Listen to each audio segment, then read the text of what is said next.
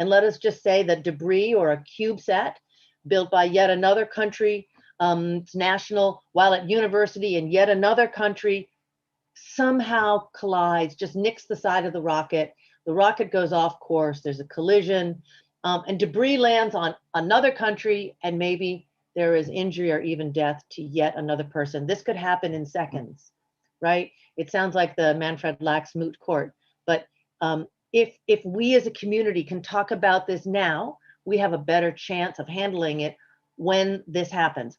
Remember, this has not happened yet, and I think the industry is focused on making sure it never happens, because if there's a collision, the industry loses money. And remember, that's the only reason they're in space, is to make money. So nobody wants a collision, and the space traffic managers within every satellite system are acutely aware of it, and very conscientious. Okay, those are my issues. Feel free to email me at ruth@oneweb.net if you have any questions. And let me end my slideshow. Thank you very much, ma'am, for your presentation. Very powerful insights. So I would now give the floor to our second speaker, Claudio Tayatu. He will be presenting on space law aspects specific to large constellations of satellites. We now see your presentation and in presentation mode. Thank you very much. You have the floor.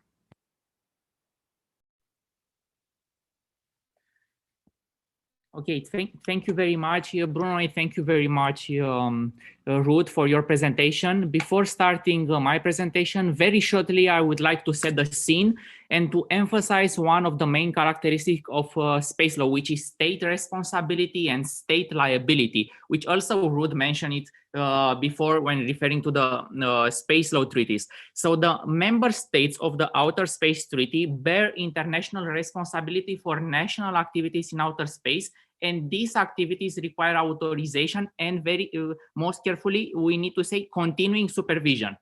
In addition, state liability means that the launching state, and here I can put in bracket a small explanation, state that launches, state that procures the launching, state from whose territory or facility an object is launched, which covers basically the examples which Ruth mentioned earlier. So the launching states are liable for damage. Now that I set the scene, I will go into my presentation. Okay, this is I skipped the outline. So basically there are three parts of this very short presentation. I will speak about space sustainability, the space traffic management, and a little bit introducing the concept of bringing into use frequency assignments, which is related with the ITU. So you often hear from high-level speakers that outer space has become more congested, more contested, and more competitive. But what does it mean? Selecting from a broad possible explanation of this, I would say that in principle, commercial space is booming and that the legal frameworks must follow suit. When speaking about congestions, we can highlight from start beginning the geostationary orbit above the equator, so that part, and also the low Earth orbit, so the LEO orbit, which is the most congested orbit. To give you some numbers, from a total number of 3,300 satellites as of 1st of December 2020, more than 500 satellites were in LEO. And the deployment in LEO, because of the large constellation of satellites, is only increasing. So LEO could be considered the most congested one. Then spaces of strategic value, I will not go very into detail about this. So space is becoming more disruptive. And that's why when we're referring to contested, this refers to counter space weapons and the dual use nature of space technologies. And maybe to make a short explanation, the active debris removal and on-orbit servicing, they both use the rendezvous and proximity of operations, which are a vehicle that can approach and engage other satellites. So this is one aspect which needs to further be explained from a legal point of view. Space is also competitive, and this has become even more due to commercial space. Overall, space law and policy have to accommodate both state and private actors' interests, and this implies more international cooperation. I'm trying to... Okay, now it works. So in this picture, you can notice the trend of adherence to the 25 years post-mission disposal ADC guidelines. No attempt is the worst situation, meaning that no action was taken at all. And you can see many of them, especially in LEO, in comparison with the geostationary orbit. This is it is not highlighted in this picture. However, the no attempt, it's in percentage is similar with the naturally compliant, meaning that at least objects were injected in an orbit that fulfills the 25 years measures. We can speak further if this is still reasonable for the large constellation. And also one question that I would like to put forward is, are the large constellation satellite operators willing to deorbit the satellite, the failed satellites, and also to change the 25 years for the post-mission guidelines to 5 years or to 1 year? These are open discussions. Okay, going further to space sustainability, the reason why we are speaking about this is because space debris has the potential to negatively impact access to space. Since 2002, we can see reference to the IADC guidelines, which mention the recommendation to deorbit the satellites in 25 years. Why 25 years? Maybe because the regulatory burdens may impact the development of technology. However, the IADC in September 2017, they issued a statement by which they presented that for large constellation of satellites in low Earth orbit, the 25-year rules may not apply. So the operators may need to limit the residence time in orbit after the end of their mission. Going further to the UN COPOS for June 2019, we can refer to the 21 guidelines for the long-term sustainability. And these guidelines address the risk resulting from the proliferation of space debris and the emergence of large constellation of small satellites. Okay, so they are implying the increased risk of collisions, interference, and safety operations. Going further, because we don't have that much time, we Space Safety Coalition. This is basically a coalition from private space operators, and they issued the best practices, and you can find that they already established a 5-year post-mission disposal, but applicable to only specific activities. Then is the space sustainability rating. This is very new. World Economic Forum, together with ESA and together with the University of Texas and MIT from the US, are speaking about about issuing a rating. Space traffic management. It's another important issue, was defined by the Cosmic Study in 2016. And the relevance of space traffic management results from the need to improve safety. STM is on the agenda of COPOS since 2016, and the new committee of the IAF was created. There are various best practices, however, not agreed at international level. Going further, space situational awareness is a key component of space traffic management, and space situational awareness data can support the ability to predict the location of objects in orbit, and together with the traffic rules, you can basically then attribute fault. Going further to the International Telecommunication Union, which is the specialized agency of the United Nations, they allocate global radio spectrum and satellite orbits. The resolution 35 was a product of the Radio Communication 19 and established a milestone-based approach. Here you can see the most important instruments. They are the radio regulations, which are speaking about the complex system of coordination of advanced publication of information and about bringing into use. So basically, an operator will go to the national authorities, which will then go to the ITU, and from here there is a complex procedure. In 7 years, you will have to bring into use your frequency assignments, and this will help the operators to secure their spots. Conclusions. Okay, improving the legal framework is essential for the sustainable development. Discussing about the space traffic management, there is an important issue to be negotiated at multilateral level because it implies access to space, and international cooperation is key for maintaining the peaceful uses of outer space. Thank you very much.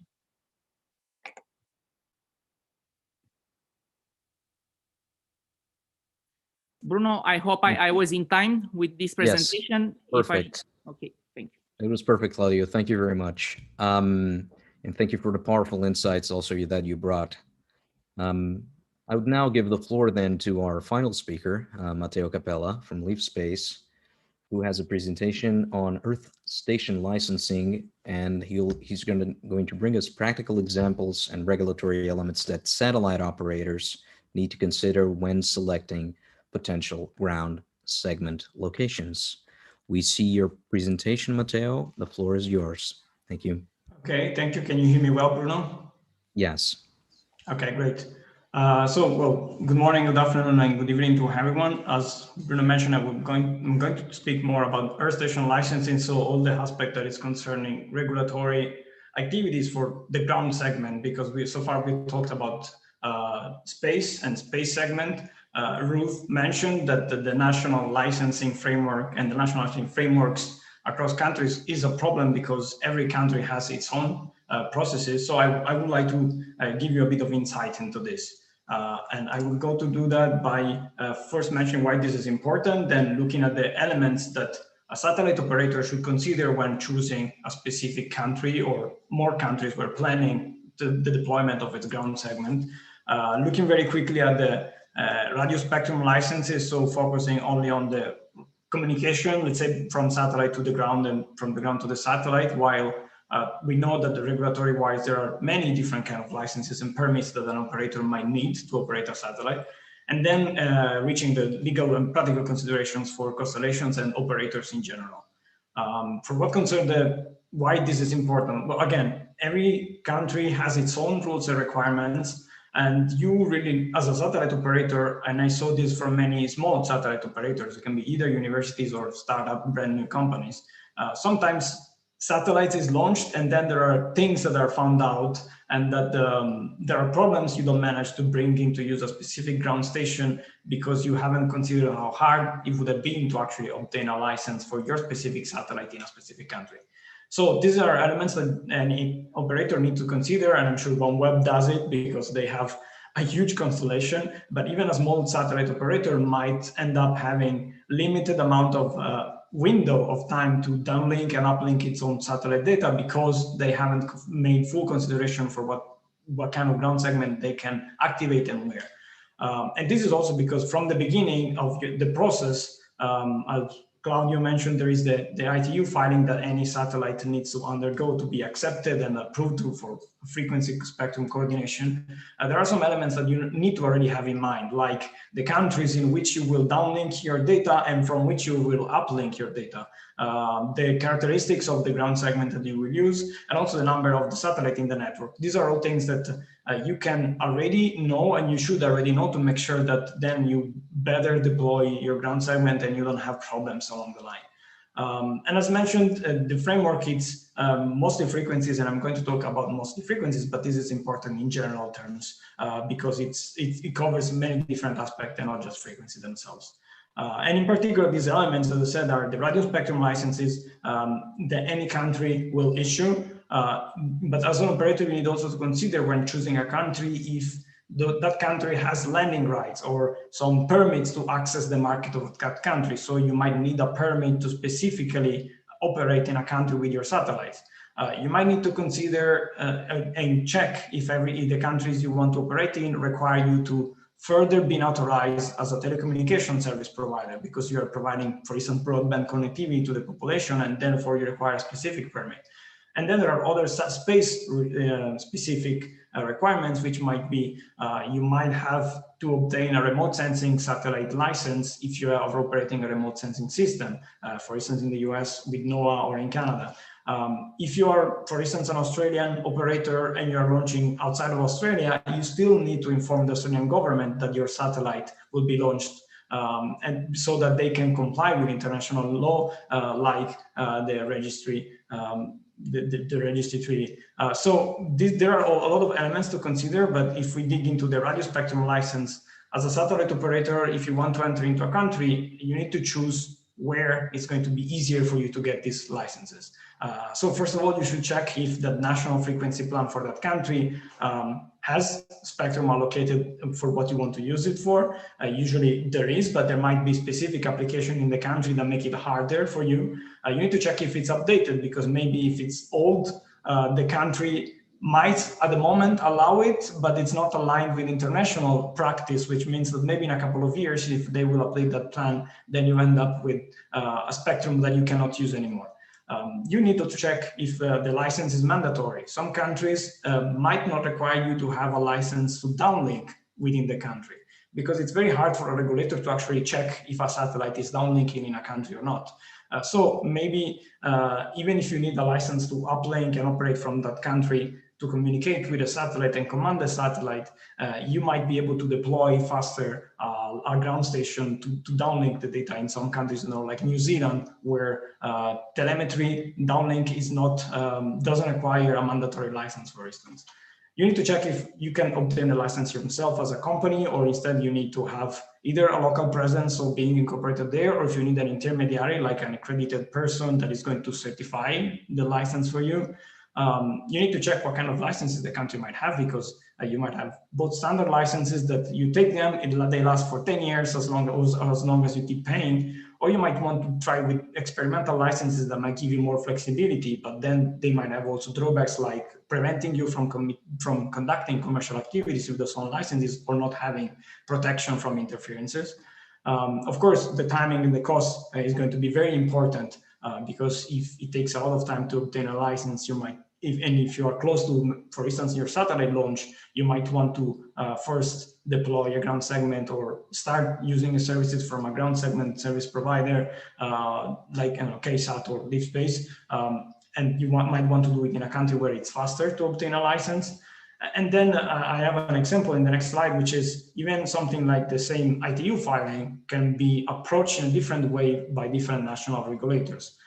And this is something to consider. For instance, in New Zealand, you need the satellite to be officially published in an international frequency information circular, which is the circular that comes out published by the ITU every 2 weeks, and it's where the ITU publicly acknowledges satellites that have been submitted to the ITU itself. And so in New Zealand, if you and let's say the FCC has submitted the filing of your satellite to the ITU, but the ITU hasn't published it yet, you will have to wait for your application even to be processed. In Portugal, instead, if this hasn't happened yet, but the application has been received to the ITU, you might already start obtaining a license first. If you provide a letter where you are assuring the regulator that you are actually respecting the rules and you're going to abide to the radio regulations, which is the treaty that Claudio showed us before. And then, for instance, in Italy, you don't need a letter, you don't need really the satellite to be published in an IFIC, but even if the satellite is just received to the ITU, you could already start asking for a license, and you might get it, in particular if it's an experimental one, which is a short-term license, and it's up to 6 months, and it doesn't grant you protection of any kind. So of course, this means that you will have also some limitations if you want to ensure that your transmissions are protected from interferences. And finally, for some legal and practical considerations for the constellations, on the regulator side of things, what constellations and operators of large constellations, but also of small constellations, might be the importance of the harmonization of the national licensing processes, again, as Ruth mentioned, both in terms of spectrum that is not utilized in a uniform way across countries, but also because the format of the licenses requested can be very different. The kind of data that is asked can be very different. Sometimes the language, it's also a barrier because some countries are not used to work with international operators, which means that they might not have the basic legislation available in a translation, or they might not have even the actual form to submit a request, or they might not even have a form itself to submit a request. So this can slow down a bit the activities of, let's say, my job, for instance, or someone that goes through various countries to make sure that a satellite constellation can actually transmit from and to those countries. And then a very important thing that regulators should have for this harmonization process, it's being flexible in emulating the best practices from around the world.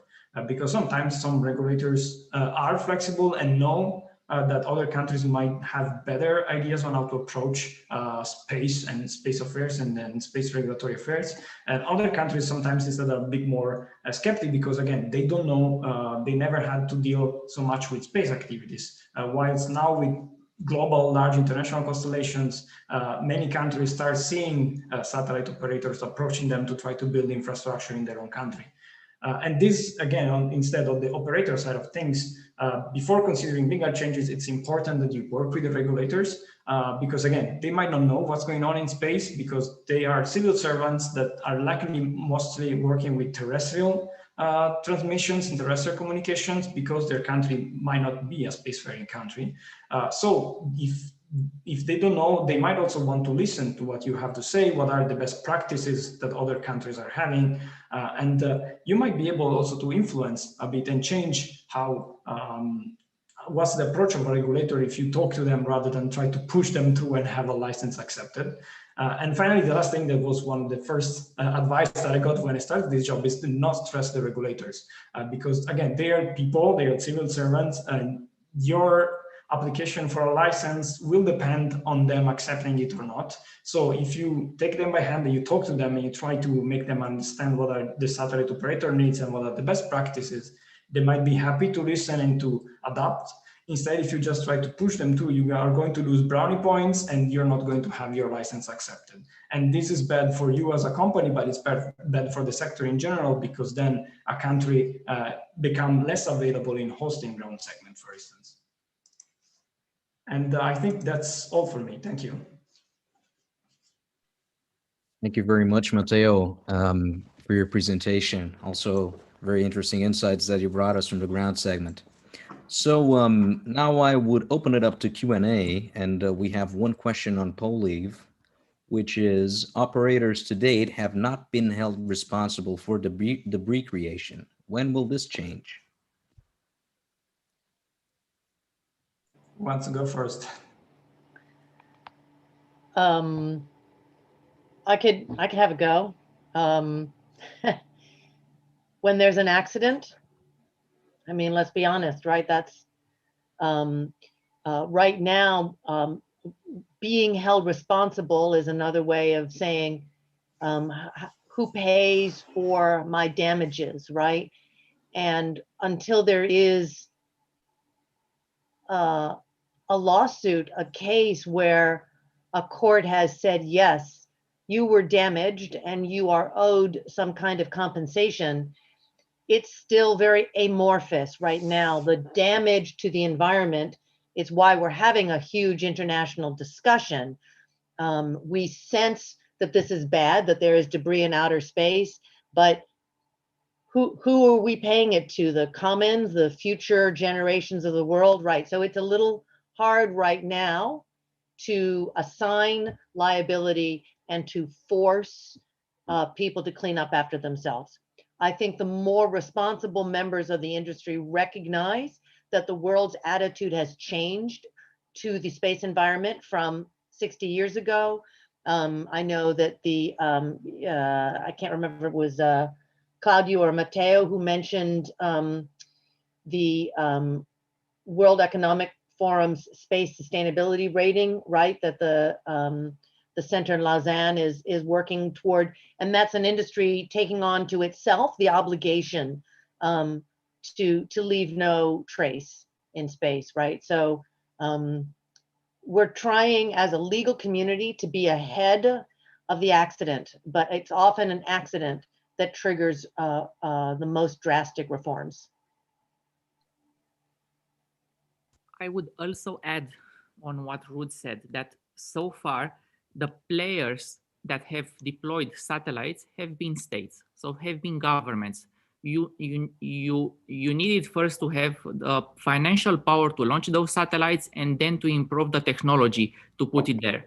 So the rules that currently govern are focused more on the mitigation of the creation of more space debris. However, the recent initiatives has showed that the space safety is now a focus on their discussions, and they will they will need to find solutions to improve situational awareness, data, and collision avoidance. It was recently made at the University of Texas, if I'm not mistaken, an example with operators, and there were different operators requested to provide data of their and the location of their satellites, and of one satellite, of a common satellite. And the result was that having more data providers, the satellite was not in the same place. So this is what is the most important now, to know where that satellite is and avoid collisions.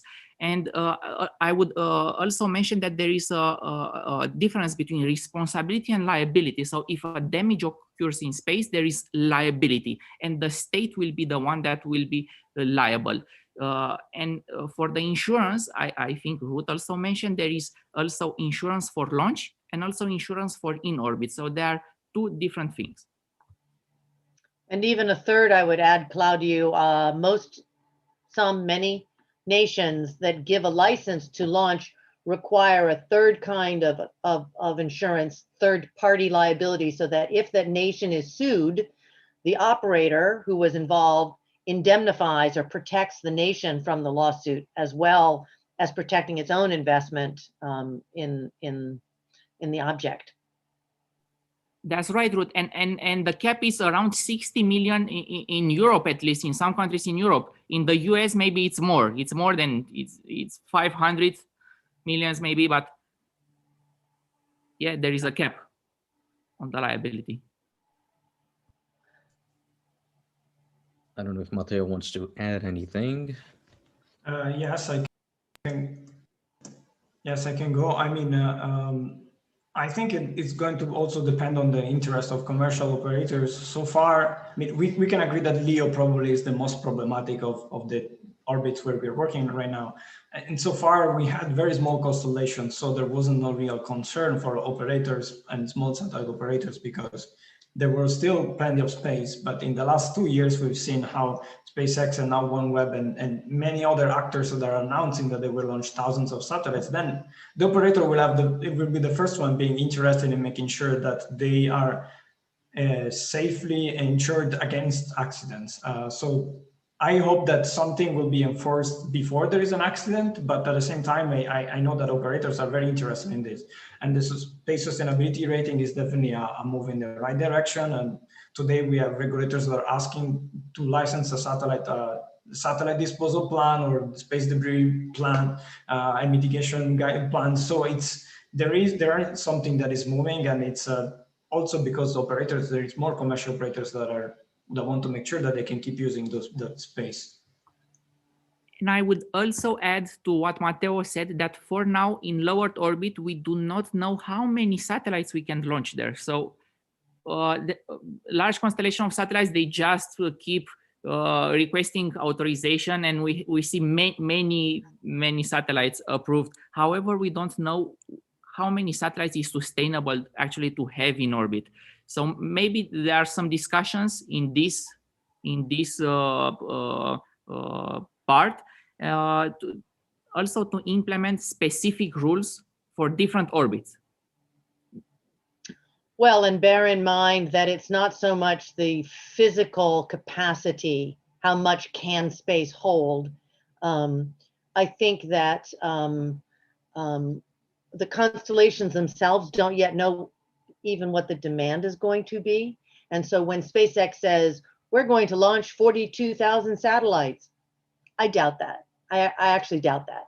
One technique that many operators use when asking for spectrum is to ask for more, and then there's room to negotiate when you have to coordinate with all the other users, right? Because everybody who wants to use KU band is allowed to use it, you just work it out. So all the operators have to work out. And so if you say, well, I want all this, then you've got room to negotiate. In the end, I think personally that these constellations will only be about 1,000 satellites each. I don't think more will be needed. Maybe fewer as we get more efficient as engineers at designing better satellites that are have more capacity in a satellite. You won't need thousands, you'll only need hundreds. And that will help all of the sustainability issues, right? But again, this is new green field, as they call it, right? No one has actually launched a large constellation for this purpose yet. We're in the middle of it. We're right in the middle of it. And so we're feeling our way forward. And again, the issue with debris is not the operating satellites, right? So SpaceX and OneWeb, we talk with each other almost daily. Our operators do. We know where our satellites are. We're not near each other. We aren't going to be a problem. It's the untrackable debris. It's the small stuff, smaller than 10 centimeters, right? That no one can track, but we know is out there. And if that hits an object, then the possibility of an uncontrolled collision is what haunts us all. But then if the satellite operators will agree on deorbiting satellites closer to 5 years or even less, is there a need route for active debris removal services, or this can be naturally compliant? No. I think, first of all, some orbits are too high to naturally comply within 5 years. OneWeb is too high to naturally deorbit in 5 years. We need to be active in our deorbiting. And also, to be honest, if a satellite becomes non-responsive, what we call a rock, right? The telemetry stops and we can't control it. We can't tell it to deorbit. Then you have to pay for active debris removal. I think that we are talking to both Astroscale and ClearSpace. This is a very exciting field. I think that operators will pay for the services. And again, the issue is going to be what happens to the old debris that's still out there when we just thought space is huge. It doesn't matter. You can leave something up there. It's not in anyone's way. We don't feel that way anymore. So that's a bigger discussion, I think. But I certainly agree, and OneWeb agrees that the 25-year rule is ludicrous. And nobody who's launching today should be sitting back and saying, yeah, we'll be down in 25 years. Think how many dead satellites could be up there if you're allowed to sit up there for 25 years. That's definitely not sustainable. Also, when speaking about frameworks and how we can impose more rules, we need also to take into account the aspect of over-regulations, which may put forward, at least theoretically, the problem of flags of convenience and forum shopping.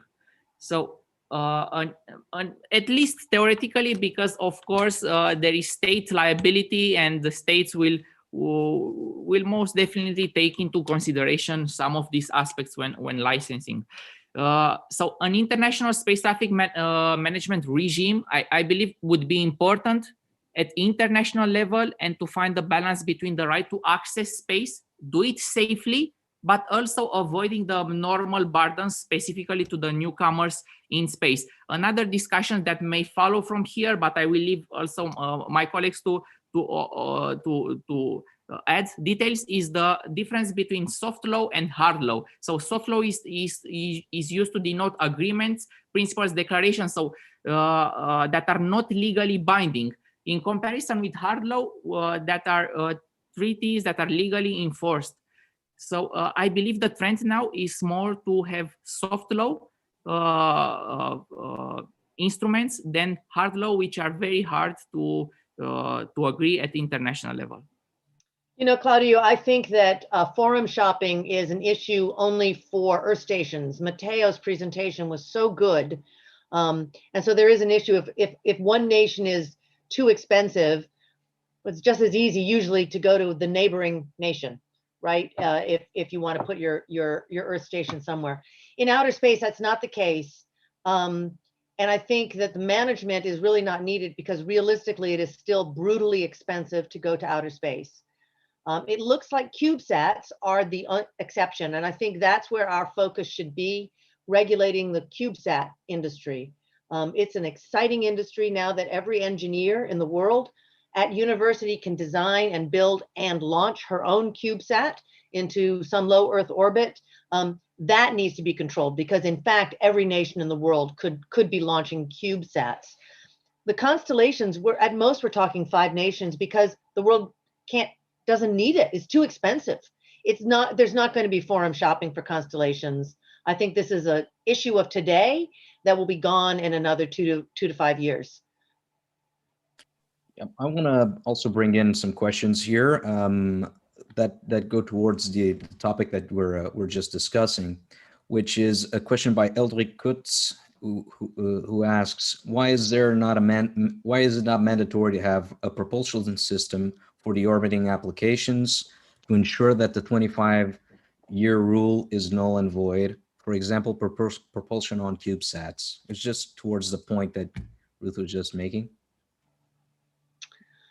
I'm in favor of it. Obviously, I don't work for a CubeSat company. I work for a company that is worried about CubeSats. We're really, somebody talks about it, a tricycle on the Autobahn. It's fine to have a tricycle, but you do not belong on the Autobahn. So I don't want anything in outer space that can't be controlled. I don't know if some of the other presenters have more experience though with CubeSats. I think it all comes down to when the technology to have a propulsion system in any CubeSat will be very much viable. Because as we were mentioning today, a lot of universities are those that are launching CubeSats, and it can be very expensive to add a propulsion system, even let's say a solar sail to increase a bit of drag. And at the same time, it's also dangerous because if the students or the small startup doesn't integrate well the propulsion system, that could be fatal for the launch or for the satellite itself once it's in orbit. So I think that's also a risk to impose to unexperienced engineers to integrate a propulsion system to the CubeSats. If the problem is just the orbiting, then we could consider a drag device. And I think that there have been companies and even like the Planetary Society, so non-profits that are working on such devices. And if those become cheap enough and small enough to be integrated in a CubeSat, then I think a lot of CubeSats will just have it. We are probably getting there. I don't know if hard law will be helpful because I would also be scared of CubeSats starting exploding in orbit at this point if they have not the best propulsion system integrator, not the best kind of fuel. And at the same time, I do want to slow down research and educational activities done with space. So I wouldn't want to integrate this necessarily. Thank you, Matteo. I want to bring in one question that we have on Poliv and calling the attention that one of the team projects this year at SSP 21 of the online team, which I belong to proudly, is on suborbital transportation. The question is as follows: with the latest current demonstration launches from Virgin Galactic and Blue Origin, if the suborbital transportation becomes a reality, how will this kind of traffic at such low altitudes affect the policy for satellite management, and what will the changes be? I guess it's a question. Thank you. I don't think it will be a problem. I think right now there's good coordination between existing launches and air traffic control, and also maritime. Right, there's an announcement given in the trajectory of the launch to any ships that may be in the area, and I think I just don't think there'll be so many of these suborbital launches that they can't also be accommodated by this existing management regime. But again, I'm not in that industry, so. I believe another question that could be posed with regards to the suborbital flights is about liability, because we cannot we don't have all the elements in mentioning if that is a space object or it's still as an airplane. So to apply the airlaw conventions. So this is one of the questions that would need further attention of the regulators, because there are different regimes. There are different regimes for air law. We also have sovereignty. For space law, we don't. And there is fault-based liability in space and absolute liability if a space object will damage on Earth. So the distinction between air law and space law is very important when discussing about suborbital flights and liability.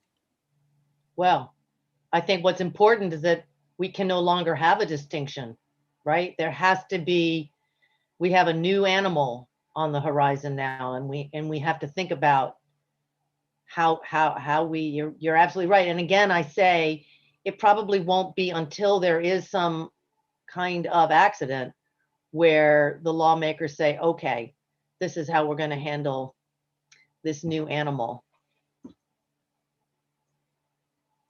Yeah, we have, I don't know if you saw that, the question that was up, but it kind of continues to what to the liability issue is, which is with all this dynamic in the sector, what if there's a bankruptcy of a company? I guess that's so we have also people who are not from a legal background at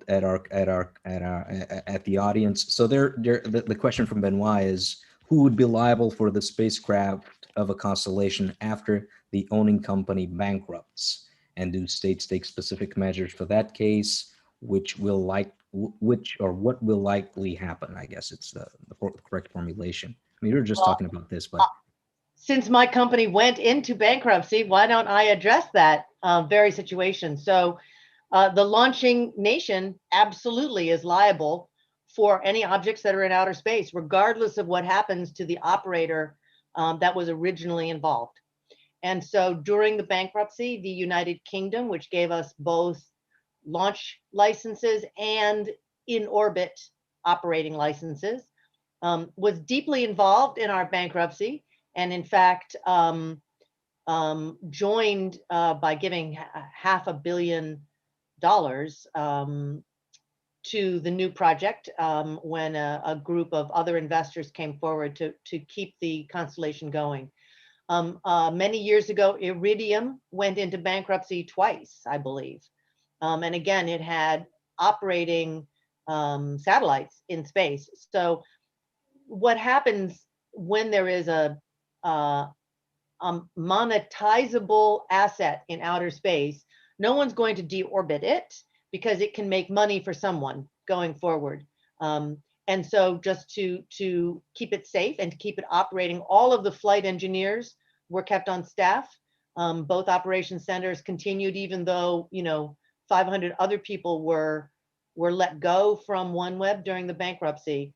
The flight control operators were always on 24/7 because that's a valuable asset, and it belonged, legally to the United Kingdom, and it was going to make sure that it continued successfully.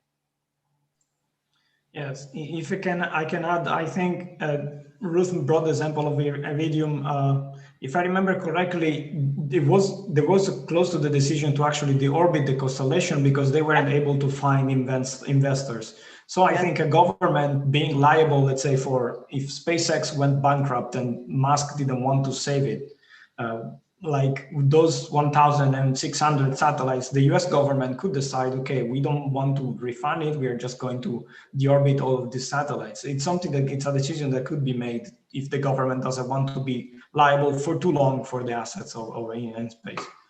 I mean, you're right. It could be made that way. I think that back in the Iridium, there's a great book, if you haven't read Eccentric Orbits, a just incredible book. But I believe the president at the time decided that the risk during deorbit was greater than leaving them in orbit. So he's like, you know what, we're not going to risk anything for a deorbit. We're going to leave them in orbit until somebody comes forward that can use them. And I believe, of course, the obvious customer was the US military. And that was enough to keep it going until it had a more viable service for the rest of the world. Iridium phones were the thing to have if you were in a remote location. So they had an incredible idea. Yeah, and the book, it's great indeed. Oh, the book is so exciting. I mean, for people like us who like these weird regulatory situations, it was really a great book. And just to add just one idea, a short idea, if there is no transfer of ownership in orbit regarding those assets, satellites can become debris. But when you take into consideration the transfer of ownership in orbit, you need to to take into consideration also the export control regulations, the ITU licenses, the registration at UN COPOS, and of course, once you become a launching state, you will be always a launching state. So you need to make also an agreement with between states who will be liable in case of a collision. Yeah. I think there have been plenty of assets in space that have changed ownership, but you're right that the connection to the original launching state has almost never changed. So if a company changes hands or gets bought or whatever, it has to continue the relationship with the original state, both as an object and if it's using spectrum, it's ITU administration as well. Those are harder to change. I got to go ahead from the organization committee to ask one final question for you guys, and then as we are nearing the closing of the time, but I asked our authorization to ask you just one more question, which goes back to Matteo. I want to bring Matteo's presentation in a little bit here. He was talking about how sometimes there is a skills gap. He didn't call it this, but I'm going to be honest and frank and just ask you if there is a skills gap on the regulator side. So I want to connect with the first presentation and the first panel that was opened by Professor and President, ISU President Pascal Ehrenfreund, which talked about the future of the workforce in space. And so from the regulatory side, do you feel as private sector operators that there's only a little, very reduced amount of states which actually have the capability of appreciating and going through a procedure of licensing of ground station operations, constellation side? And I come from Portugal, where our regulatory agency is actually the telecoms. So it's temporarily the regulatory agency is the telecom regulation authority. So I'd really appreciate your comments on this. Thank you. Yeah, I think it's more than a skill gap per se. As I was mentioning, sometimes regulators don't follow space activities because until recently they didn't have to. And Portugal just had, I think, a couple of years ago, the new space agency. But this is the case for many countries. And if you go and look like at the number of requests to join COPOS as a member or as an observer, they started going up in the last 10, 15 years.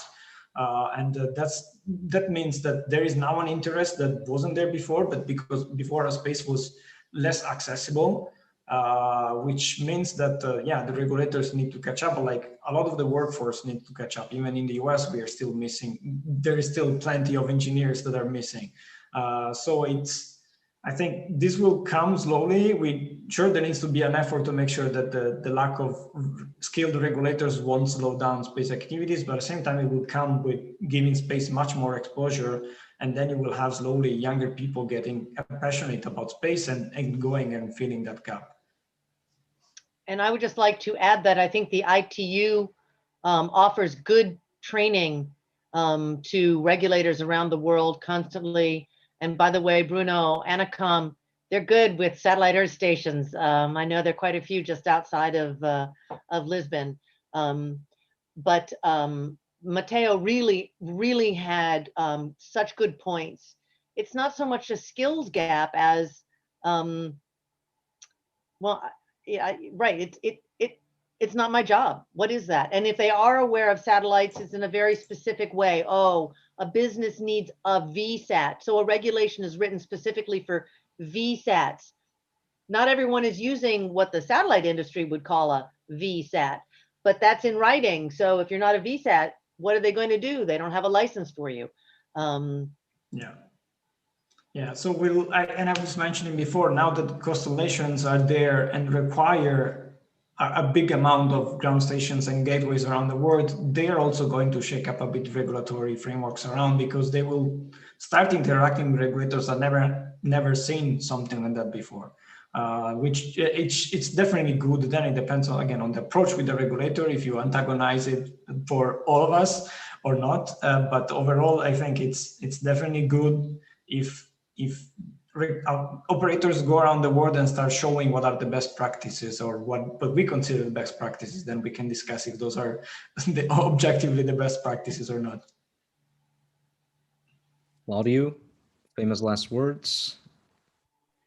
Yes, thank you very much, Bruno, and to Matteo and Ruth. This was a great panel also for from my perspective. And I would like to highlight the need for an international space traffic management when discussing about more traffic in low Earth orbit.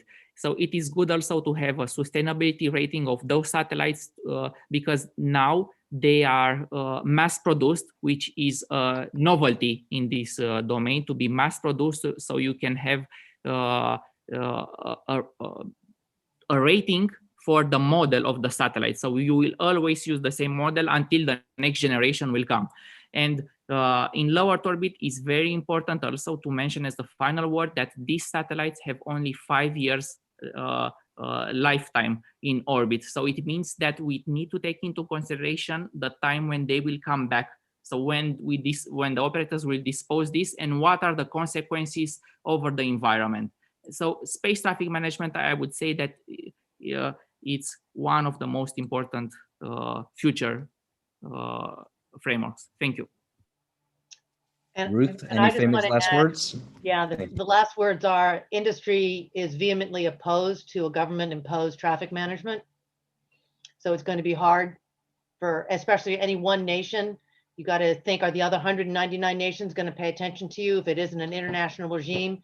And look how hard the IADC has worked, and it hasn't been able to improve its guidelines in 20 years, really. So I think guilting and shaming the industry into behaving better will actually work more effectively than trying to create a new international regime. Guilting and shaming. Thank you very much for those famous last words, Ruth. Thank you, Claudio, and thank you, Matteo, and Claudio for being the convener of this panel. I thank the organizing committee and I congratulate them for the organization so far. And goodbye from Portugal, home of SSP 22, where we hope to welcome you all to the next year's Alumni Conference. Thank you very, very much. I pass the floor to Jordi. Thank you.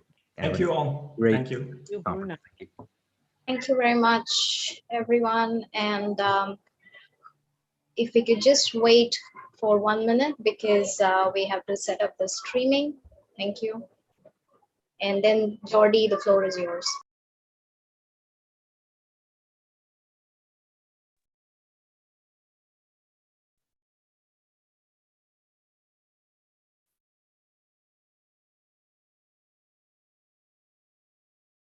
Great to see you all here. This is fabulous.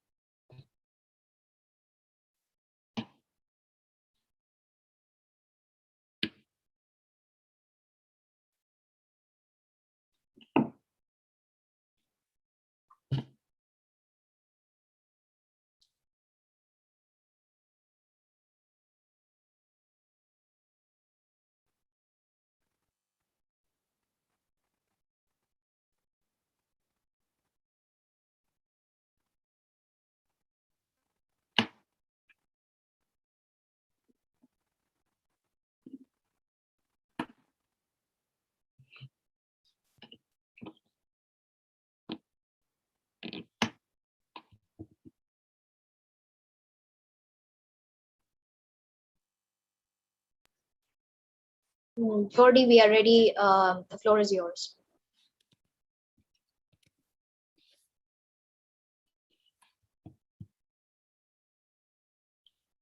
Jordi, you're on mute.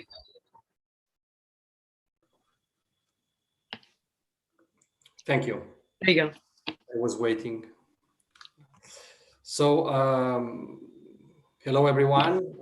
The first thing we have to say is that Mr. Enrico Palermo, head of the Australian agency, would have loved to be here with us. Due to miscommunication here from the organization team, he cannot attend due to other obligations. He conveys our message to the other entities and to everyone. Enrico Palermo is an alumni of ISU. I will introduce the agencies for you, Loretta. So Dr. Vananatha Munsami was appointed Chief Executive Officer of South African National Space Agency, SANSA, in 2017. Dr. Munsami has held several positions in the Department of Science and Technology And the latest position he had was Chief Science and Technology Representative of the Department of Science and Technology in 2016. He was involved in the strategy and policy of the development of the South African National Space Program. Dr. Musami also currently chairs the African Union Space Working Group, which develops the African space policy and strategy that was approved by the African heads of state in January of this year. As the chief specialist for astronomy during his employment at the Department of Science and Technology, Dr. Musami was involved in the development of National Multi-Wavelength Astronomy Strategy and the SKA Readiness Strategy. Dr. Musami, a background includes Bachelor of Science in Physics and Mathematics, Bachelor of Science Honors in Physics, and PhD in Physics for University of KwaZulu-Natal. Dr. Musali has completed program in business leadership and master in business leadership through University of South Africa, and of course, he is an alumni of ISU. Thank you for being here. Avigdor Blasberger was appointed director of the Israel Space Agency in 2016. His appointment came after a very long, lengthy selection process by the Israeli cabinet. Prior to his appointment as Director General, Mr. Blasberger served in various senior positions at the Israeli defense and aerospace company Elbit Systems, including as Chief Executive Officer of Elbit Security System and Vice President for Intelligence in Elbit Systems Electro-Optics. These and other positions within Elbit focus largely on space issues, as well as involvement in other complex space projects. Dr. Blasberger holds a Bachelor of Science and Master of Science degrees in Mechanical Engineering from Ben Gurion University and Executive MBA from Tel Aviv University. Thank you very much. The floor is yours, Loretta, and thank you, distinguished speakers. Fantastic. Thank you, Jordi, so much. And thank you all for being here, especially Dr. Musami and Mr. Blasberger. We're honored to have such a fantastic panel of space agency heads, especially now that we have 2 ISU alumni as space agency heads. It's amazing and dazzling to me as an alum to be living in the future that we dreamed of and imagined. So it's starting to happen. It's very exciting. This panel is going to be talking about how our community, the space community, can help the UN and our planet with the look, everything's spacey with us because everything's a space lens for me. Sorry, with the UN sustainability goals, the SDGs. So I wanted to just, let me go to my share screen. Start off by reminding us what the sustainability goals are. There's 17 of them, including, poverty.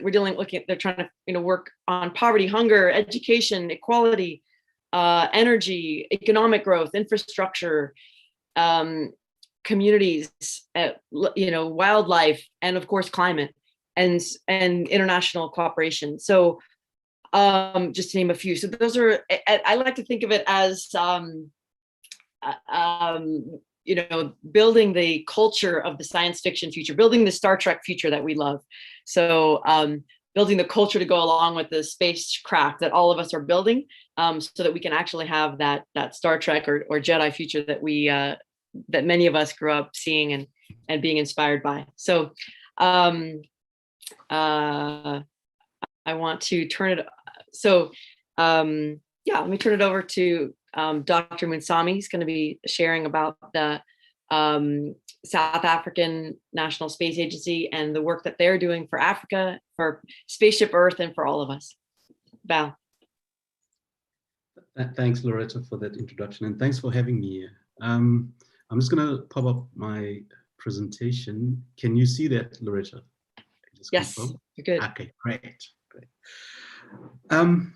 So I was going to look at how the South African National Space Agency is sort of geared or positioned to deal with the Sustainable Development Goals. And actually, it's quite unique in a way, because when we started to look at setting up a space program for South Africa, what we recognized back then was that many of the government departments were actually using satellite information for policy-based decision-making. So whether it was around the environment or fisheries or the oceans, even agriculture and human settlements and so on. So there's a lot of these government departments that were using space-based information And actually, this is a meeting in 2007 where we brought the government departments into a room like this. And we asked essentially, what would you want the space agency to deliver for you if we had to establish a space agency? And from that conversation came the sort of user requirements that the space agency is driving. So for example, you see a number of government departments along the periphery that kind of participated in that meeting around about 2007. And I'm not in the picture because I'm the one taking the photo. So this is 2007. Okay. So from that exercise, it's quite interesting. We came up with 3 clusters that says this will be essentially the departure point for the space agency. So the success of the space agency is geared towards delivering on this particular picture. So on the first cluster, it's environment resource management. So if you run down, there's 8 key priorities for the country. Environmental and geospatial monitoring, looking after our oceans, ship traffic and so on. Land management, which includes agriculture, rural development, topographic mapping, hydrological, which is water, climate, and meteorological, which is the weather. And then you look at the second cluster, which is health, safety, and security, which is looking at disaster monitoring and relief, hazards forecasting, looking at the cross-border risk, the transfer of assets. You get the road transport of goods and services across our borders. How do we track that? Disease surveillance, like waterborne diseases as an example. Asset monitoring within South Africa, regulatory enforcement. And there's quite a few examples of regulatory enforcement which I can share during the course of the presentation. And then obviously from a defense, peacekeeping and treaty monitoring, because we do a lot of work on the African continent in terms of ensuring peace on the continent and nationally as well. And then the third cluster is innovation and economic growth. And here we're looking at how does space can impact on the tourism and recreation sector, telecommunications, space science and exploration. And you'll see at the bottom end of that cluster is more looking at the industry focus. So transfer in and spin-offs and spin-ins into the space sector and out of the space sector as well. So this is the framing essentially of the sort of strategic perspective of the South African National Space Agency, or SANSA, as we call it. Now, the question you might ask is, so how does that intersect with this particular slide in terms of these 17 Sustainable Development Goals, which Loretta also put up just now? And if you take those key priorities that are presented in the previous slide, and if you map them, they kind of fall quite neatly into these little clusters or into one of these goals, essentially. Now, it's interesting because when you look at how I've mapped this out, there's a couple of perspectives you need to take into account. The first one is that we use satellite information for policy decision-making, so evidence-based decision-making. So we could go back into our archive, ask a question, and look at a particular recommendation from that policy perspective, and we can implement some policy choices. So that's on the one. The second is you actually use the data to make inroads in terms of applications, for example. For example, 60 to 70% of the essential variables that you use comes from space-based data.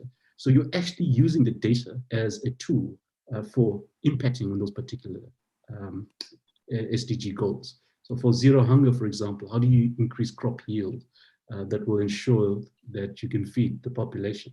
So it's more from an applications point of view. And then the third element is that when you make the policies, you also have to monitor how those policies are doing. So it's also for monitoring and evaluation. So you need data. Data is the key currency when you talk around policy making, using it from an applications perspective and monitoring and evaluation. So if you look at the South African National Space Program, and this is more or less putting all of the nuts and bolts together in terms of how we kind of structure. You take your key priority areas at the top end, and then you look at it from an Earth observation point of view, communications, navigation, space exploration. And that's more the thematic area, so you can segment across the thematic areas. But when you get to the functional platforms, so let's assume you're now going to get into the mission perspective. You want to design satellites. you're looking at the user requirements, and then you get into mission requirements. Then you need a bit of R&D in terms of developing those technologies. And once the satellites are up and there's missions ongoing, you operate those missions. And the last one, but not by no means the least, is the space applications. And actually the value proposition of that value chain is on the space application side of the coin. And the reason I say that you could build a satellite that costs, let's say, $50 million. The value of that satellite is not $50 million. The value of the satellite is what you do at the end of it. So if the users cannot find any utility in the data that's coming out of the satellite, then that satellite has no purpose. Okay? And so the value is actually downstream, not upstream. But you do have sort of export. You can leverage on technologies that you can export and so on. So there is a leveraging factor on the upstream as well. But the key value proposition as to why you build a satellite is downstream. But you also need these other building blocks. You need the infrastructure, human capital, international partnerships, because you're dealing with the global value chain. And then industry is a big component of that. And then space awareness. Okay. And then if I take all of what I've just said, if you look at the priority areas that we put down on your left-hand side, which is coming from the second slide that I presented, you can then start to plan for specific missions, let's say satellite missions, so that you can get the data back down. So from the South African perspective, we track around 15 to 18 satellite passes every day, which we get down and we push into our system. Now, just to put a perspective, we've got data that goes back to the 1970s. I think the first data that came online in South Africa is around 1972, which is the Landsat data. So what we've done in the last 18 months, essentially, we've put in a high-performance computing platform, which is more or less state-of-the-art. In fact, there's a whole server room at the back that's been replaced, but just this one high-performance cluster at the top, which is about just over 2 petabytes, essentially. And what we're trying to do as well is build this data visualization wall. So taking the data, crunching it into a high-performance computing platform, and get a visualization sense in terms of what the data looks like. But more interestingly, we are now working on what is called a data cube. So if you take your data, your raw data, which is an extreme right, I'm looking at the bottom end, and then we've created these mosaics over the country for the last, from the 1980s onwards. But what we do is you pre-process them and you align all of the pixels. So now you can go to any spot in the country and ask a policy-related question that can take you right back to the 1970s and see how the landscape has evolved. And that will inform the kind of policy choices that you need to make. So this is called a data cube. So what we are showcasing here is a Digital Earth South Africa. So this was built here in South Africa, but it's modeled after the pilot work that was done by Geosciences Australia. In fact, they're the forerunner of this kind of technology. So if I put all of that and put that processing platform, and essentially what we will do is use that platform to bring in the industry into the platform to develop the products and services that we actually require at the end. But if I take the vision of SANZA, it's Africa-centric. So we're looking at Africa from a 2030 perspective. 2030 because it fits with the SDGs. It also fits with the Agenda 2063, which run in 10-year sort of cycles. And then South Africa also has a national development plan, which runs 2030. So there's a key focus from a policy perspective to get things by 2030 so we can meet all of it. And the mission is that we will provide leadership, not necessarily, sorry. I need to stop this. Not necessarily to actually implement all of this in-house. So we have a small cohort of staff, but the major work is done by the industry. Africa, why Africa? If I look at the African Union Commission, these are the 8 commissions within the African Union. And what I've done here is just segmented the high-level policy objectives of each of those unions or commissions. And if you take that in a nutshell, there's 40 objectives in total. And if you do a kind of a mapping in terms of how many of them actually require space science and technology, you find that there's about 35 of the 40 objectives. That's about a 90% reliance on space applications on the African Union. And then a lot of that, obviously, now what I've just shown you is on developing products and services using Earth observation. There's another dimension that I just wanted to pop in. I know my time is running out. if you take, I just caught the tail end of the previous conversation around space traffic. If you take the long-term sustainability of space that's been driven by the UN as an example, space weather is part of the guidelines. And so what you see at the top end is the design for a new space weather center, which is a 24/7 center that we're currently building. And at the bottom end is that facility, which was on Friday, or actually yesterday, the latest picture on the ground. So that came up in the last 3 months, essentially. So we're looking at building this 24/7 space weather center, which will now provide space weather information to all flights. So now it's regulated that flights must have space weather information on board. So a pilot must log the space weather information into the flight plan.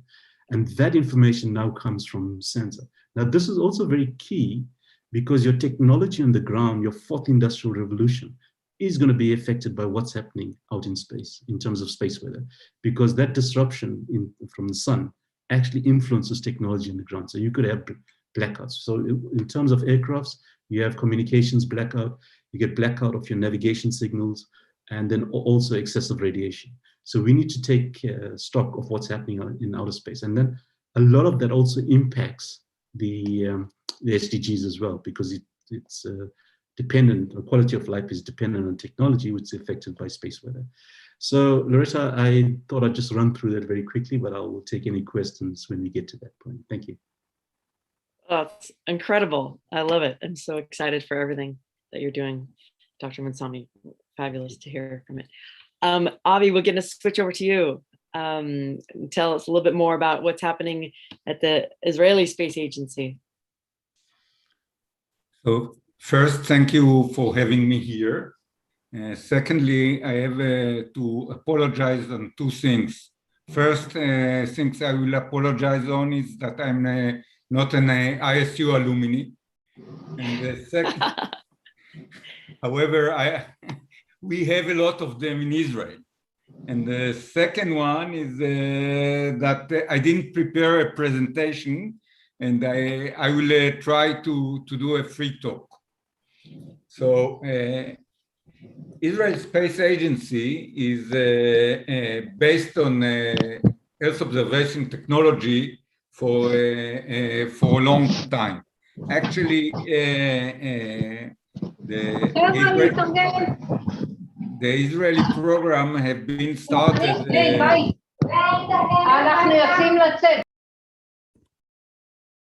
A lot of noise in the background. The Israeli program has started as in the defense arena, in the observation area. Therefore, the technology was there, and the Israeli Space Agency has taken the advantage to use this technology for commercial and civil purposes.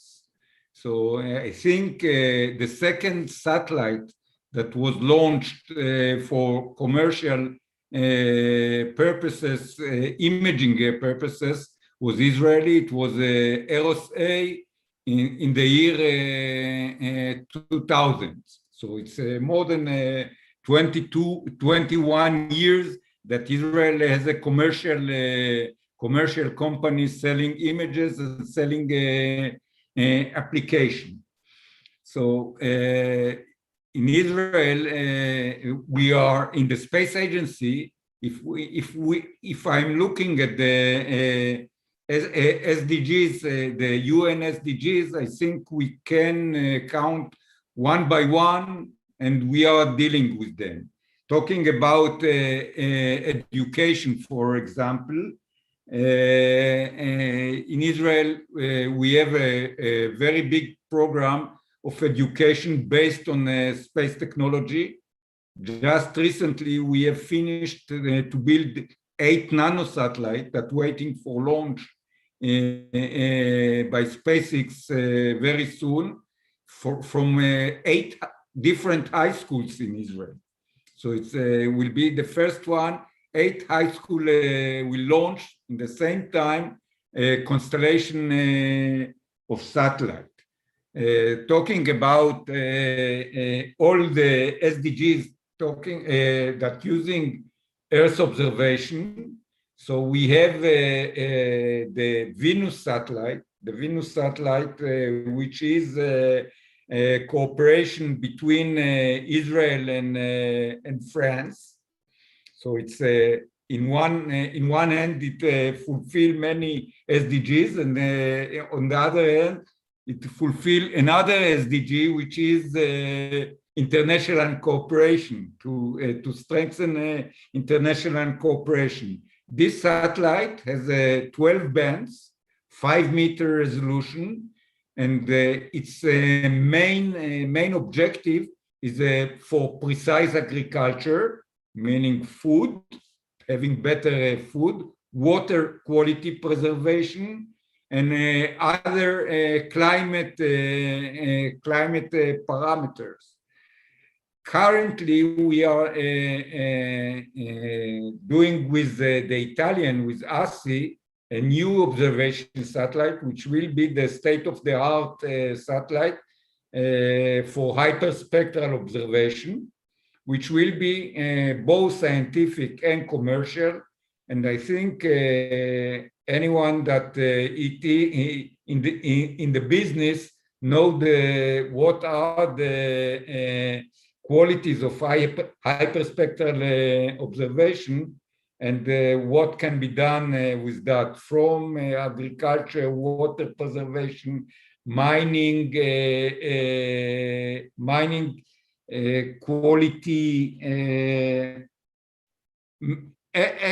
As you can imagine, that you can find application on that, since this observation is based not on the images, but on the signature of the material. Hyperspectral is dealing with the signature of material.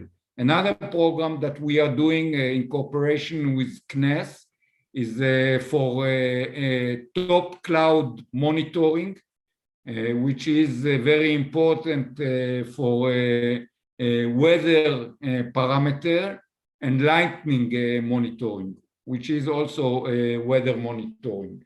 So as you can see, Israel is using its technology for Earth observation to do a scientific program as well as a commercial program, which develop, of course, support economic growth, which is another one of the SDGs, and other programs.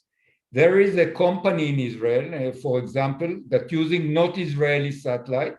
It is using Argentinian satellite and Japanese satellite to monitor water leakage in urban areas, which is also very important for water quality and water preservation. A lot of water waste is done by water leakage, and this is also based on a commercial, done on a commercial basis. The last and not least, talking about the SDG of gender, this year an Israeli group from Ben Gurion University in the Negev was announced in the IAF. They won the prize of the gender, building actually is gender and education. They build a program for young children to only young women for scientific purposes. So as you can see, the Israeli Space Agency, even though it's not planning one by one to go through the SDGs, but through the regular program, we are fulfilling most of the SDGs. And mainly we are working a lot with international cooperation, and we are open for international cooperation with whoever wishes to do that. Thank you. That's incredible. I love it. So, Avi, I just want to acknowledge you for so much international cooperation. You're doing such great work with France and Argentina and Japan. That's very impressive. My first question is for you. I'm interested to know, at ISU, we talk about international, intercultural, interdisciplinary, to have so many relationships across, working across with so many countries. I'm interested to know how much you think personal relationships help make those deals, make those collaborations possible, like going to conferences or going to ISU or places like this, meeting people, building that kind of rapport, building that kind of trust, so you can take the next step to say, hey, we should work with Japan on this, or hey, we should work with Argentina on this. What do you think, Avi? I think that even though diplomatic efforts and the diplomatic connection are very important, by the end of the day, personal relation, I would say it is almost the most important thing. And I think that the ISU, even though I apologize that I'm not a ISU alumni, contribute to that a lot. We have, as I said, I think more than 80 alumni in Israel, and their connection around the world are helping a lot to do international collaboration. And in my level, I think going to conferences and meeting the people and having the personal relation between head of agency and the international directors and the lower level, it is very important. The last year with the COVID, I think, even though it didn't harm the working plan, I think missing the personal touch, it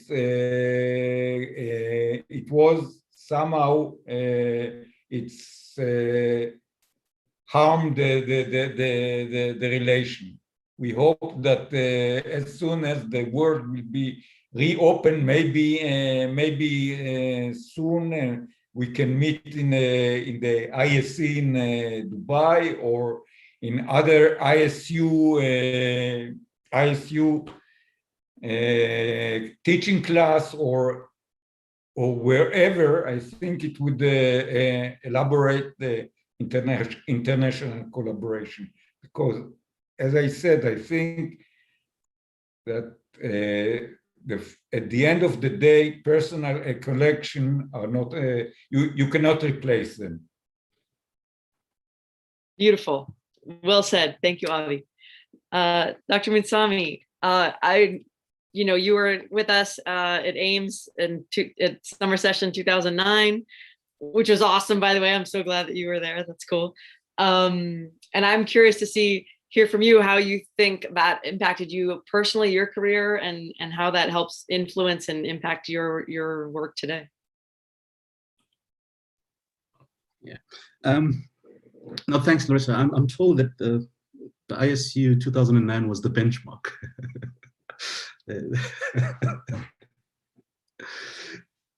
Sorry, I have to say that it was a phenomenal experience. Yeah. I mean, I think where that left me is it gave me a level of confidence to move forward. So by the way, my career is also mixed up.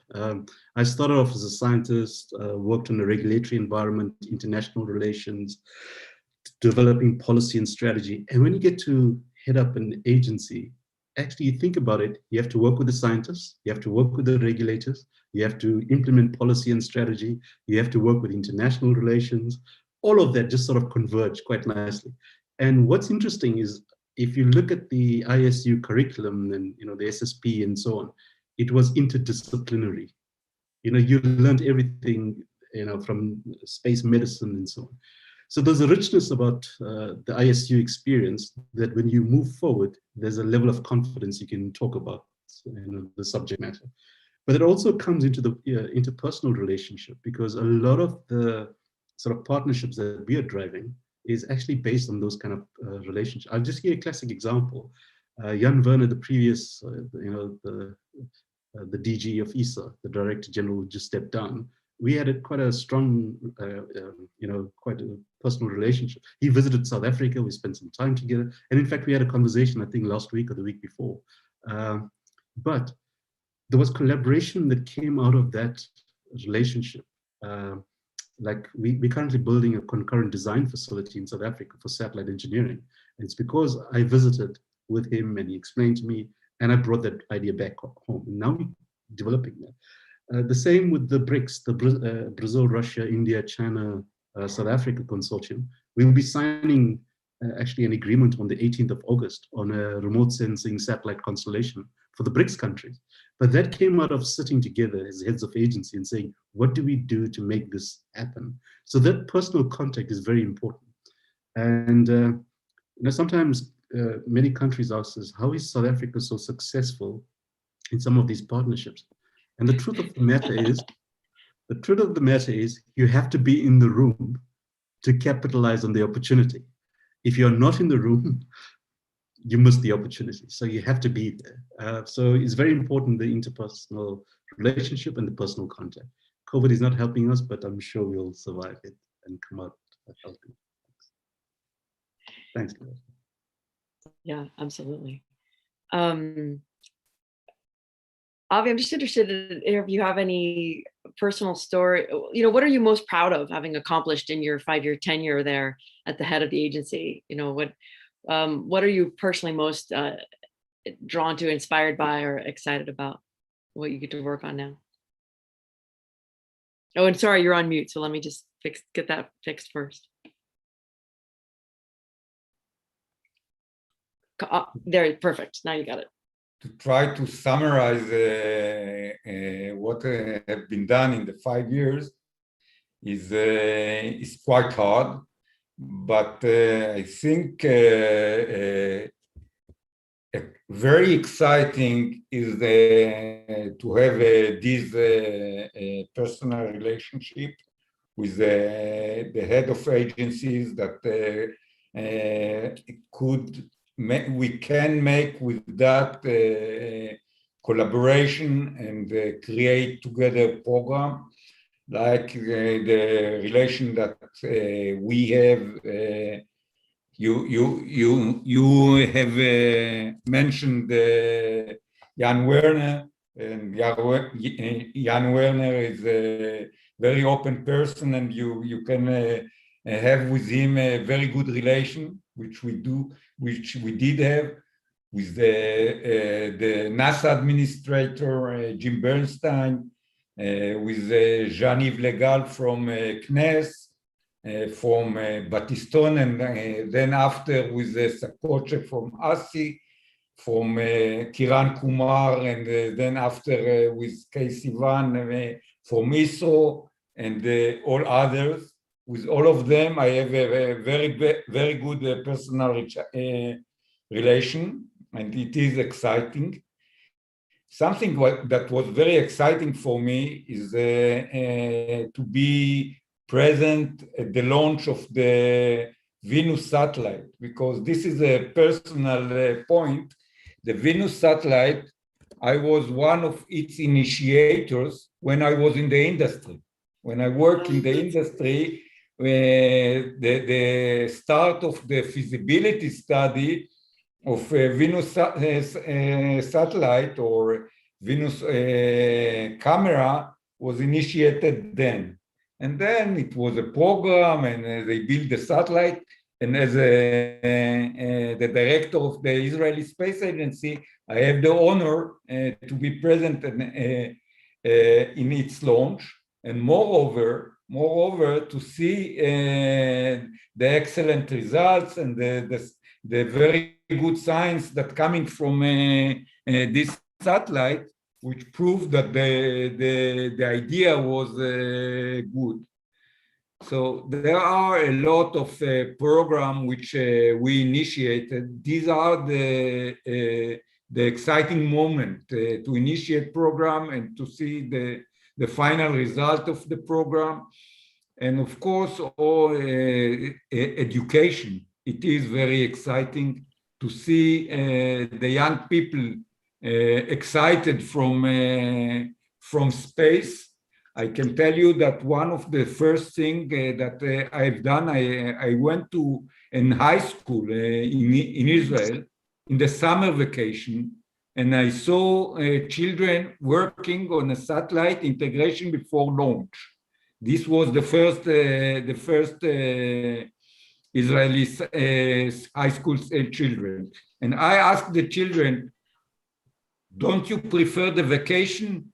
So they told me this is more interesting. So this is very, very exciting to see how children are thrilled from technology and especially from space. So I can count tens of moments. I try to summarize few of them. Yes, perfect. Thank you so much, Avi. I love that. Yeah, I would love to see my kids choosing satellite building over playing video games. That would be a big moment for me too. Dr. Mutsami, we here gathered, the ISU alumni, I like to think of us as crew of Spaceship Earth. And, as now our space station, we have a big challenge on our spaceship with our life support system and with climate change. And what leadership do you think that South Africa or you or all of us could provide with the climate change goals specifically? How can we best what can we do to handle that? The interesting thing, Loretta, is the TP that I did at SSP 2009 was called SEFN, Safe Energy for Earth. And the interesting thing is that we looked at the technologies that come out of the pipeline, the space pipeline, and how that could be used to mitigate against these climate change and the energy demands and so on. So an interesting thing, for example, we don't think about it this way, but if you think about the International Space Station, it's a self-contained system, generates its own energy, recycling of waste. Those are technologies you use back on Earth. And we talk about the circular economy these days because you're just recycling the waste to make use of it, as an example. So those are technologies that come out of the space domain.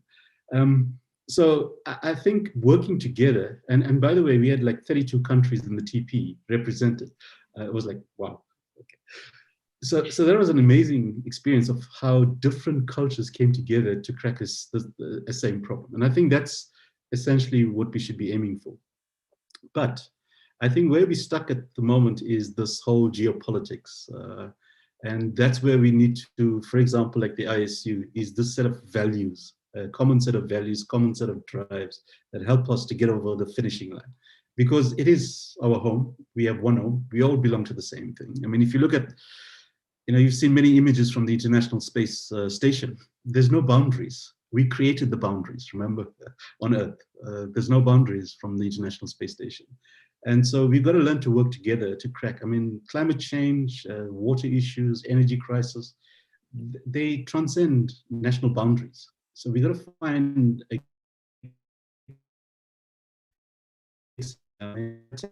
example, look at how it runs across Africa and how you have to sort of partner and be aligned, because anything that happens upstream affects countries downstream.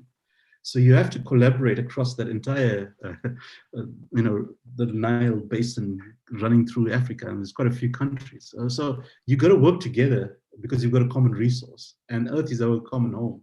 So we got to fix it in that respect. And I think there's a lot of technologies that we need to, that we are working on, that we can put on the table.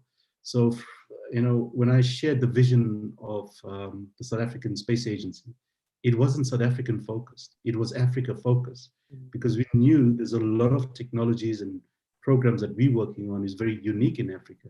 But it's not about pushing technology, it's about building the capacity in the rest of Africa, not just South Africa playing that lead role.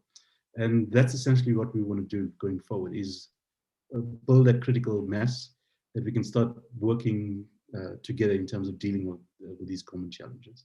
So I think there's a lot that we need to do going forward. And just by the way, Avi mentioned it, and I should mention, in the South African National Space Agency, 46% of our staff are women. Wow. Yeah, my executive team is more than 50% women. So, you know, it's directed. It's not something that we're just paying lip service to. It's even our pipeline. Now we run a bursary scholarship program every year. We make sure that that balance is also created. And South Africa, by the way, is multicultural in many respects. And even that aspect is embedded into the agency as well. And then, you know, when it comes to outreach, we engage about 25,000 students a year. And these are school kids. And we go out to schools, we engage with them, and they're all excited. As Avi said, all these kids are excited about space science and technology. Now we're getting school kids to design thin sets that's going out into space as well. So it's an incredible story as how you can keep young kids engaged. And I think that's what makes our job more interesting to be here. Thanks. Oh, I'm going to sleep better at night knowing that you're one of the adults running the show. You're running the spaceship. This is good. This is great news. I know we opened up to audience questions, so I'd love to hear if we have any questions from the audience that we should be handling now.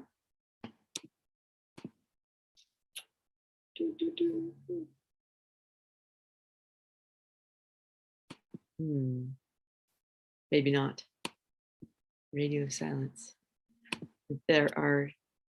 Oh, we do. Okay, here we go. Here's our share screen of the poll, the question polling. What strategy would the panelists suggest to other emerging space nations? From our own one, Dom Yu, 1989. Fantastic one. Thank you. What advice do we have, Bal and Avi? And go off mute too again, Navi.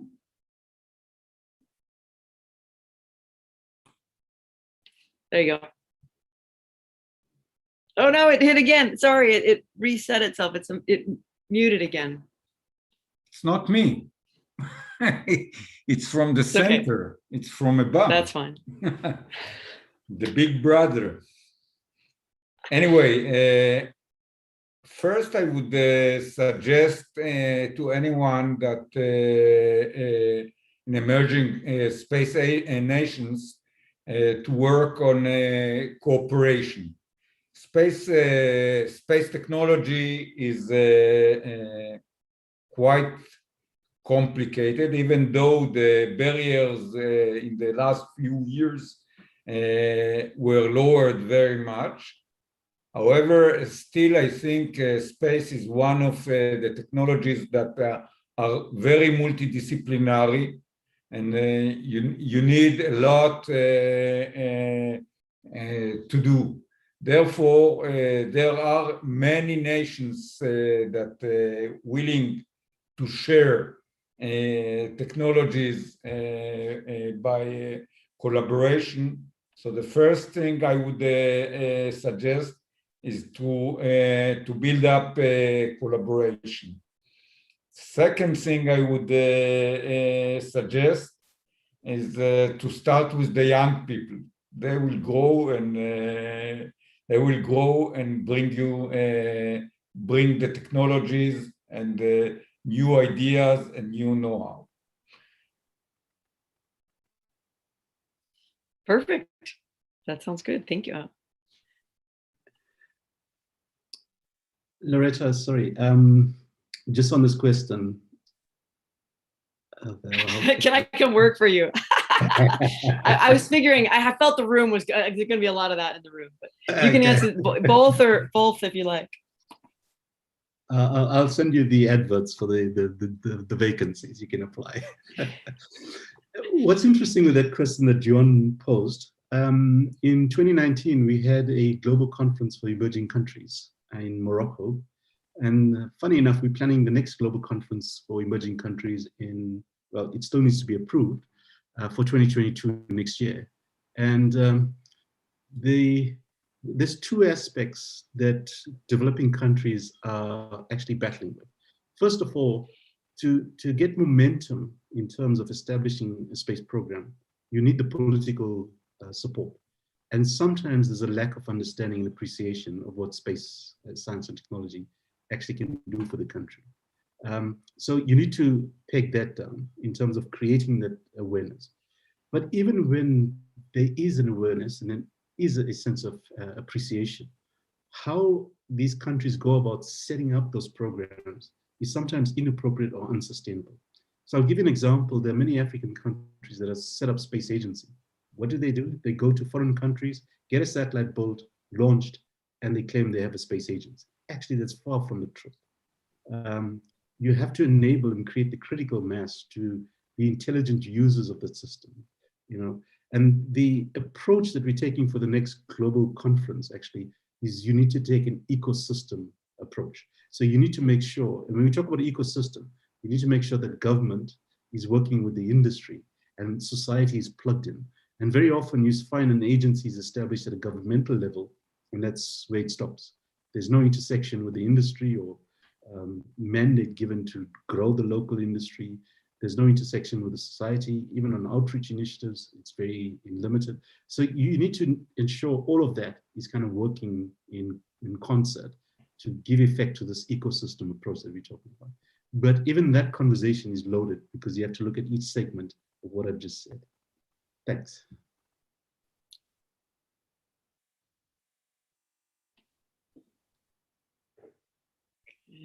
Should small space agencies promote national space laws to promote sustainability goals and tackle post-mission disposal and space debris responsibilities by private and national players? Wow, okay. It's an important question. I can take that as well. So South Africa has a space legislation that was enacted in 1992. It's called the Space Affairs Act. And when the act was promulgated in 1992, the policy drivers back then was very, very different. Back then, there was a lot of military focus. We've now moved from that focus to now civilian. And the interesting thing is that we are now in the process of repealing that act and replacing it with a new act, which is now promoting industry development and sort of regulating the industry because there's a lot of dual-use technology. We're also now looking at the long-term sustainability goals. So even when we're starting to look at some of our satellite missions going up at the moment, we want to look at deorbiting capabilities as a norm in some of these satellites. So you see now that the policy drivers are changing even at the national level. So all I can say, Loretta, is that it's actually happening in South Africa at the moment. In fact, the long-term sustainability goals that was being developed by the UN, Peter Martinez, was also an alumni of the International Space University. So he drove that process. So there's a lot of understanding and appreciation of why we need to do this from a national point of view. And I fully agree, it must be embedded. Yes, thanks. Great to hear. Thanks, Phil. All right, what's our next question? Incredible tech team.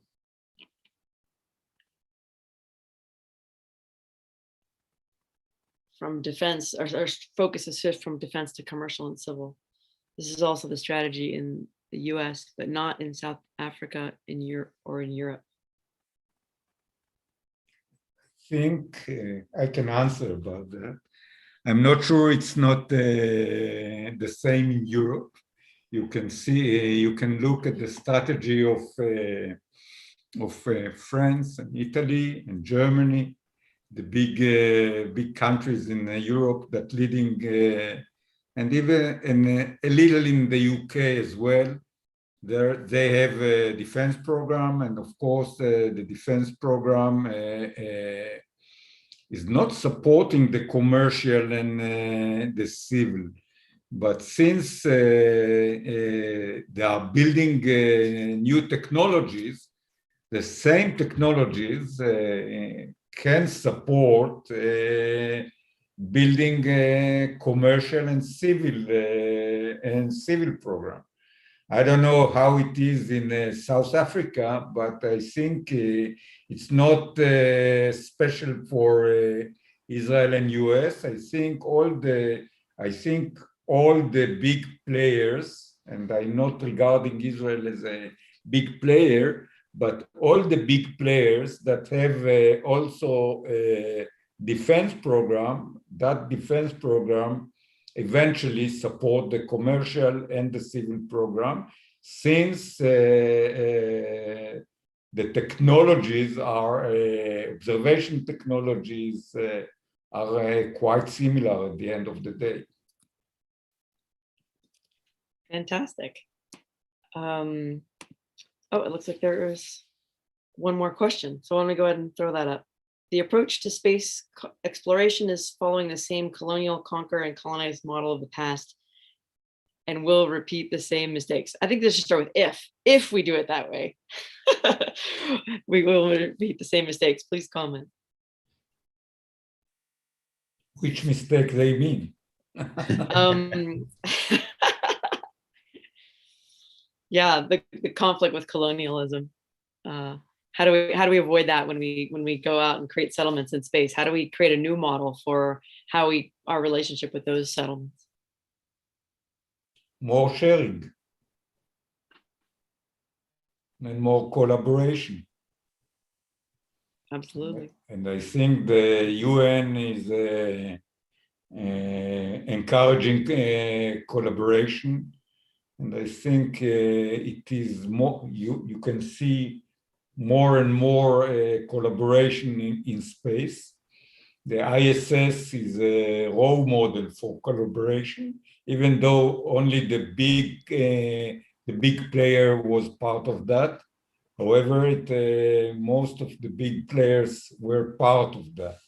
So therefore, it's a very good example for collaboration. I think the Artemis program is also calling for collaboration. So they avoid the so-called mistake. I think the collaboration is the key word. Sounds Loretta, great. if I can comment on that. I mean, if you look at the Outer Space Treaty, it's quite clear. Outer space is the province of all mankind, and there's this big debate that's been coming through from the 1960s unresolved, the differentiation between air law and space law, because air law is a sovereign space, but space does not have any sovereign rule. So that is going to stay as a norm until somebody challenges that. All it takes is one country to topple that apple cart, and then I'm not sure what's going to happen then. So it's very important that from a United Nations perspective, that we need to resolve those kind of governance issues. But that kind of a problem does not start in space. It starts here on Earth, right? The issue of the geopolitics and so on. It's an earthbound problem, which we are taking into space. So let's sort the problems at home first, then we can resolve it in space. That's my take. Thanks. Beautiful. I think the collaboration in space is much more elaborated than on Earth. So maybe we can start it on space and then bring it to Earth.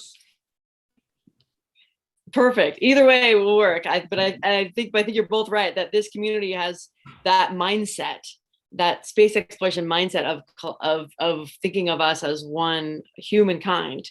And I think it's that mindset, whether we are doing it here on Earth in our space community, and we are doing it on ISS. And so sort of us being the vanguard piloting and leading the way on that is going to be critical to our future, I think. So thank you both. I'm going to call it there so we sort of vaguely end on time and get credit for that. So it's been a pleasure having you both. You're incredible human beings. I enjoyed this very much. yeah, I just want to, in closing, leave you all with this thought that, we talked about the information and the knowledge economy, and people talk about, information used to be really expensive. Information is now becoming more and more abundant and available and free in many cases. And I think one of the commodities of the future is going to become trust. And we talked a lot about relationships and trust building. And I think that's going to become something that becomes very valuable. So building these relationships, building people, having people you trust, is going to become something that's incredibly valuable as we move forward. So thank you all for your time and your attention. It's great having you, and we'll see you all around the space water cooler. Thank you. Any last Thanks, thoughts, Loretta. Val or Thanks, Avi? Avi. Yeah, great. Okay, Great. bye. Thank you. Bye. Bye.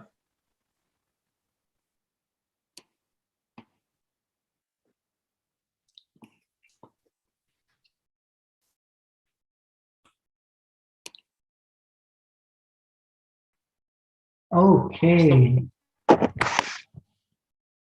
So make sure we can pass the microphone to somebody. Thank you, Loretta, and thank you, Val and Elizio, for joining us.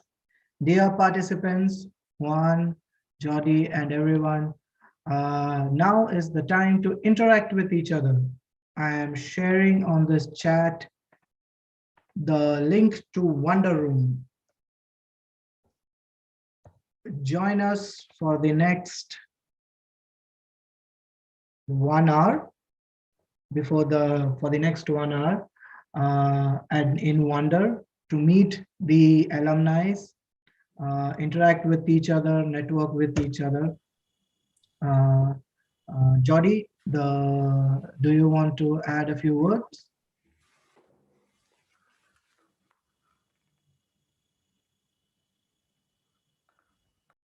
No? Okay.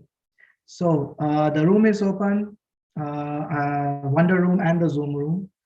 Join me and the other alumni in Wonder so that we can have a blast playing games, in networking, and speaking with each other.